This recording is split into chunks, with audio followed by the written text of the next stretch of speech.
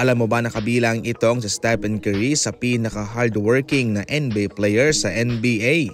Kung yung iba ay nagbabakasyon, gumagala itong si Stephen Curry ay patuloy po na sinasanay ang kanyang shooting. Ika nga mga idol ni Bruce Lee, hindi siya takot sa isang taong nag-practice ng 10,000 na sipa. Mas kinatatakutan niya ang taong nagpa-practice ng isang sipa for 10,000 times. Mas delikado at mas masakit ang sipang pinaraktis mo ng 10,000 times kumpara sa mga sipa na meron ka na up to 10,000. Dahil syempre, imagine ba naman yung isang sipa mo 10,000 mong pinaraktis araw-araw. Yan mismo sa ngayon ang ginagawa ni Stephen Curry mga idol. Magaling na siya sa kanyang pagiging shooter sa NBA. One of the great shooters sa mundo ng basketball, pero patuloy niya pa rin pinapractice ang kanyang shooting araw-araw. Kaya walang duda, siya ang pinakaasintadong malalaro ngayon sa mundo ng basketball. Yan yung greatness na ating nakikita. Yan ang isang magandang ehemplo. Kung tutuusin, wala siyang dapat pang patunayan pa. Nagkampiyon na siya mga idol at siya na ang may hawak sa may pinakamaraming tres na kanyang naipasok all time. Pero heto nga, patuloy pa rin nagpa-practice itong sa Stephen Curry.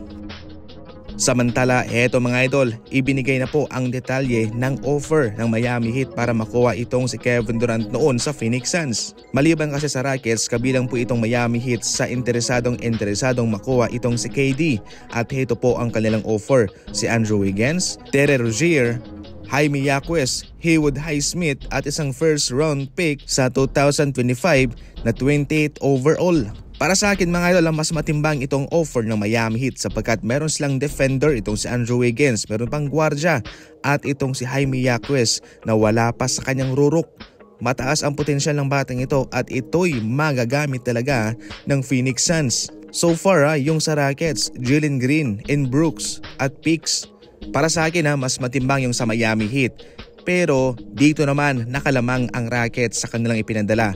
Nagpadala sila ng 5 second round picks. Yan po ay magbibigay ng flexibility sa kanilang mga draft assets. Pag darating na ang NBA draft, mas marami silang option na magagamit. Sa madaling salita, magaling dumepensa itong si Andrew Wiggins at magaling ding dumepensa si Jaime Jaquez. Kaso nga lang mga idol, lamang na lamang lang talaga sa mga draft assets itong Rockets. Kaya definitely yun po ang kanilang pinili. At syempre, maliban dyan ay gustong gusto po ni KD na mapunta sa Rockets at hindi sa Miami Heat.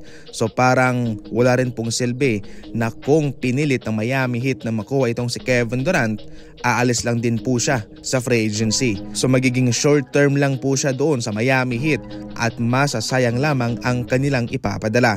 Pero sa Rockets, dahil nga gusto niyang mapunta roon, mayroong malaking tsansa na siya'y mananatili kahit na wala man siyang matatanggap na offer sa extension.